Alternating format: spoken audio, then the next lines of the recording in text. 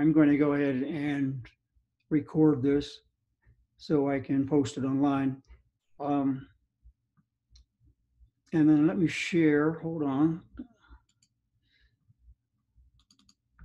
All right, here we go. Let me start my slideshow. Here we go.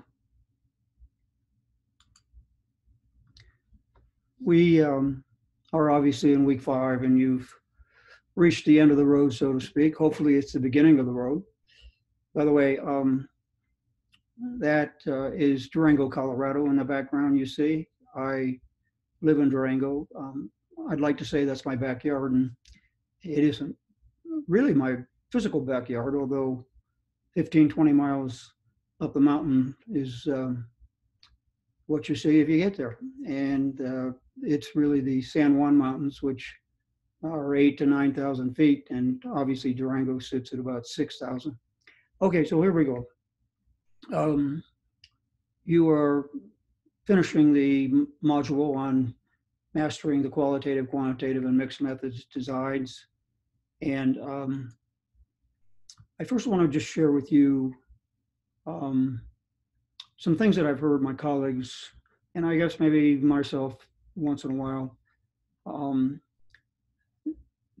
say things like, oh, no, I only chair quantitative.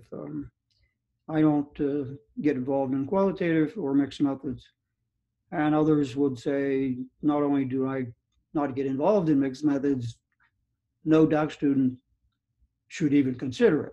And assuming that it's twice the work and twice as long to graduate, which is not the case, I will argue. Another is, oh, you need to hire an APA editor. I don't review anything until the final draft. Hello? Another, are you kidding me? There's no such thing as mixed methods. Mixed methods, by the way, is a new design. In the last 10, 15 years, I guess it's blended into the education background, but it really came out of the social sciences and medicine and nursing for lots and lots of years. And then another one is, if you're not planning on doing a qualitative or quantitative, you need to request a different chair. My argument is a chair needs to have a pretty thorough knowledge of all three designs for a couple of reasons. One is you really have the responsibility of guiding the candidate from beginning to end.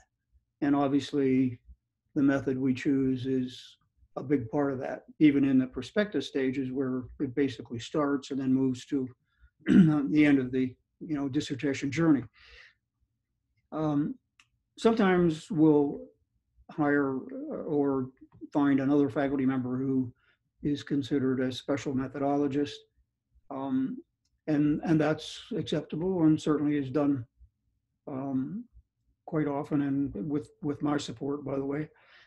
But in the end, it's the chair who oversees the whole process and has to fully understand the methodology used. So even if you're using some expert out there, when the student begins to put things together, it's the chair who has to take over. And obviously, a methodologist will just run the test. If it's quantitative, they might run an SPSS analysis, provide that back to the student, but the chair and the student have to put all that together. So creating tables of figures and other, data analysis procedures is really the responsibility of the chair. Okay, so let's get started. You've heard me talk about Cresswell and Cresswell before, basically what I call go-to resource. And you'll need a copy of that book to access the resources online, which is pretty much what we're going to be dealing with the next part of this week for sure. And we'll cover those three individually. My goal, quite specifically, is to help you with the directions and guidelines for mastering the three designs, and really moving from becoming an effective chair, which is what our module has been about, to an arrived effective chair. Okay, so we'll spend some time starting with qualitative research. And again, it's Cresswell that I want you to refer to. Um, what is really valuable are the videos that are posted online, and Cresswell and his colleagues will go through obviously the qualitative and quantitative and mixed methods. And if you don't have a copy of the book, you certainly can use the links that I've provided here, which take you to those videos. And again, the second one, quantitative research, he does begin with another methodologist who he feels is a little more um, knowledgeable in quantitative research. And essentially, quantitative is numbers. And even if you use a survey or a questionnaire where you ask questions, you ask the people you're studying, do you strongly agree to this statement, agree, or do you disagree and strongly agree? Well, you simply put numbers to those four. So it's 1, 2, 3, 4, and that way we can analyze it statistically and in a quantitative sense. Mixed methods. John talks about a presentation that he gave to students one time, and he was in the middle of his conversation about mixed methods, and a student raised his hand and said, I get it, I think I know what you're talking about now. And he went to the board and he put 1 + 1 = 3. Conceptually, that's what mixed methods is about. Our theory is that by looking at both quantitative and qualitative, you get a much richer look at the problem that you're investigating. And again, a couple of movies or videos on mixed methods on the research site, or Cresswell's and Sage's site. Okay, so congratulations, you've made it to week 5.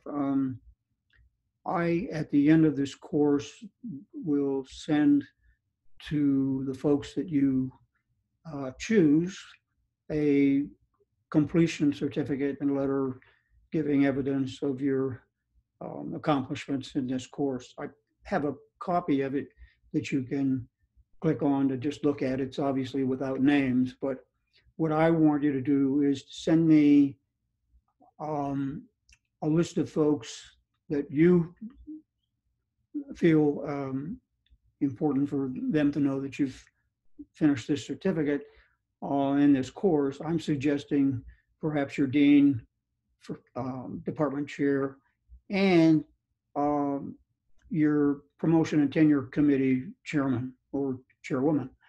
And I will address accordingly to those folks that you tell me. So send me an email and just tell me the names of the folks that you want the letter to go to, in addition to their email. And I think maybe I would also send their physical address to. It may be that we decide rather than an email, it should be a hard copy sent in regular mail, and I'll do that. So again, congratulations. I'll be available, obviously, by email on my website anytime, and let's see how things go. And it's been a great 5 weeks for me. I hope so for you. And I'm always available. You have my email address and also my phone number, and my basically my hours that you can reach me. They're simply 9 to 5. I'm in Mountain Time, by the way, so I'm 2 hours earlier than Eastern and an hour later than the West Coast. So good luck, and we'll be in touch.